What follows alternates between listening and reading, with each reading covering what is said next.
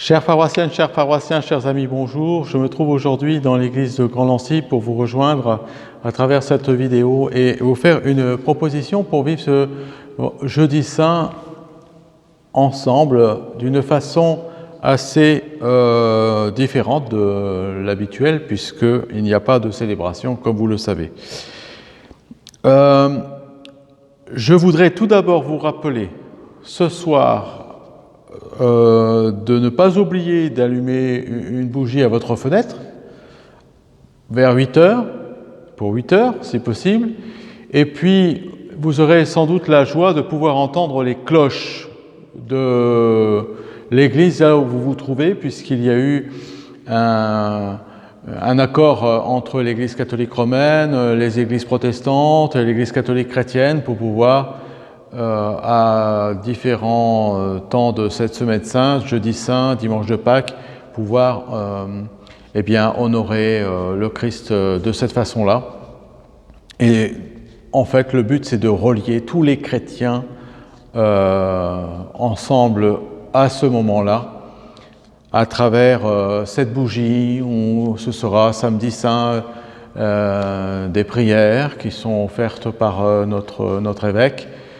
Et puis dimanche de Pâques, il y aura la sonnerie des cloches, il y aura aussi des messes télévisées, mais nous aurons un rendez-vous ensemble pour une petite célébration, méditation, recueillement, comme nous avons l'habitude depuis quelques temps.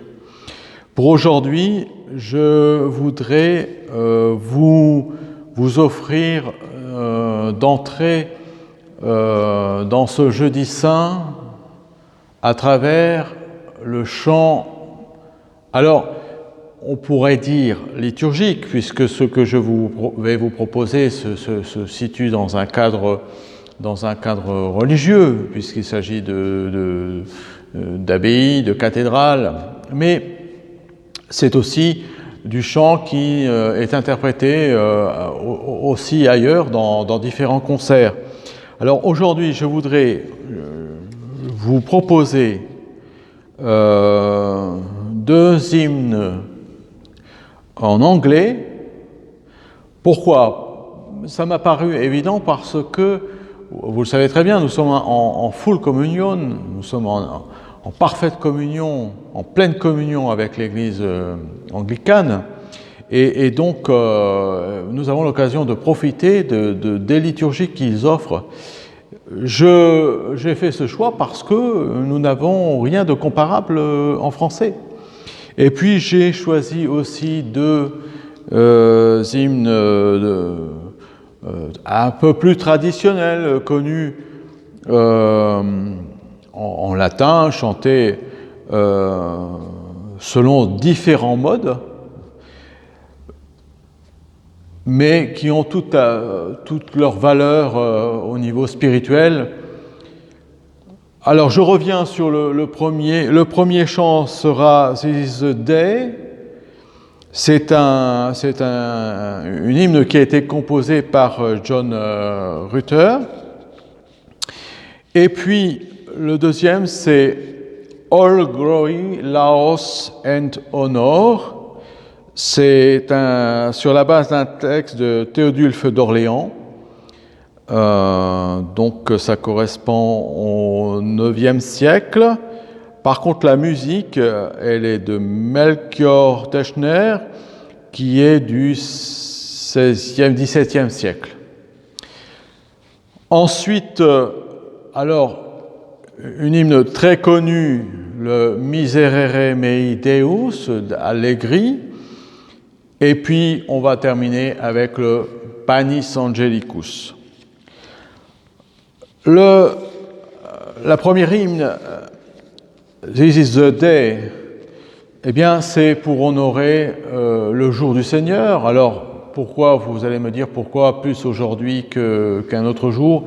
Parce que nous entrons dans les quelques jours saints, entre le jeudi saint et le dimanche de Pâques. Je pensais que tout naturellement, c'était naturel de commencer comme ça. C'est le jour, This is the day, c'est le jour, c'est sur la base du psaume 118.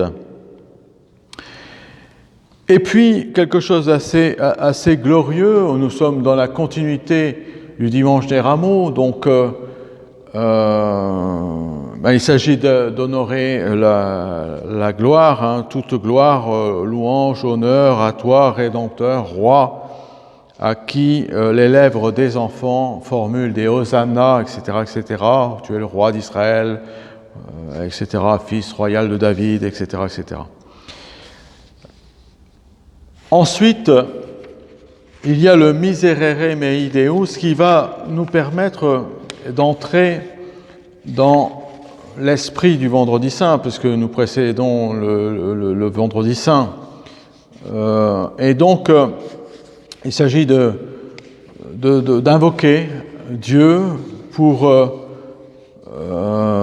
ce que nous sommes, ce que nous voulons mettre en exergue devant lui, devant sa miséricorde.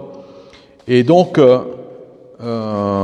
il y a ce chant très très beau, cet hymne très très belle, Miserere mei Deus, ô Dieu, aie pitié de moi, etc., etc.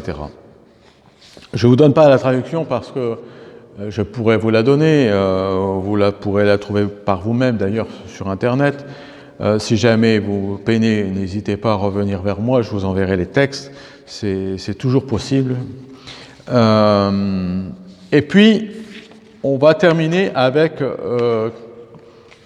quelque chose qui a un rapport avec le Jeudi Saint, parce que jusqu'à présent, je vous ai parlé du Jeudi Saint, mais que se passe-t-il le Jeudi Saint, vous le savez.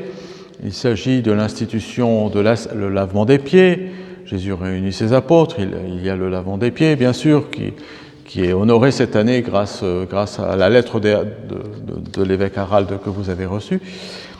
Mais il y a surtout, nous pensons à l'Eucharistie, que malheureusement nous ne pouvons pas célébrer, mais ça nous permet quand même de nous arrêter un peu sur notre considération quant à l'Eucharistie. Alors il y a cet hymne qui a été composé évidemment par un théologien qui ne fait pas partie de nos auteurs référencés dans l'Église catholique chrétienne, mais quand même qui fait partie de tout l'héritage théologique. Et même si cet auteur, qui se nomme Thomas d'Aquin, avait sa considération par rapport à l'Eucharistie, et que c'est une considération qui aujourd'hui n'a peut-être plus tellement cours, puisque lui croyait à une présence réelle, physique, corps, sang, âme et divinité de Jésus dans l'Eucharistie, eh bien, la théologie a évolué avec le temps. Vous le savez, notre Église a fait partie de toute cette évolution théologique pour avoir une meilleure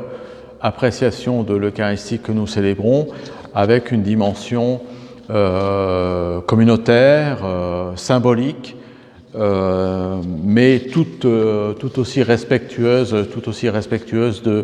de l'Eucharistie que nous célébrons, c'est-à-dire cette offrande du pain et du vin et cette communion au pain et au vin qui est annoncée comme corps et sang de Jésus. Évidemment, c'est aussi une invitation à chacune et à chacun de se faire son idée, ou de se forger une idée peut-être un peu plus fine, peut-être en étant invité à entrer dans la réflexion, une chose qu'on ne fait pas forcément, parce qu'on n'y pense pas forcément, parce qu'on n'a pas forcément le temps de le faire. Et c'est notre rôle, c'est aussi le rôle de tout cet héritage liturgique, cet héritage à travers le chant, de pouvoir essayer de transmettre quelque chose de la spiritualité autour de l'Eucharistie. Alors, je ne veux pas être beaucoup plus long, je l'ai déjà été trop, mais je voudrais que vous entriez dans le recueillement et que vous vous imprégniez de ces hymnes, de ces chants, et surtout de la façon dont ils sont proposés. Je vous retrouve bien évidemment demain pour le Vendredi Saint avec d'autres propositions très, très intéressantes sur lesquelles nous sommes en train de travailler, Aurélie et moi. Je vous dis donc à demain.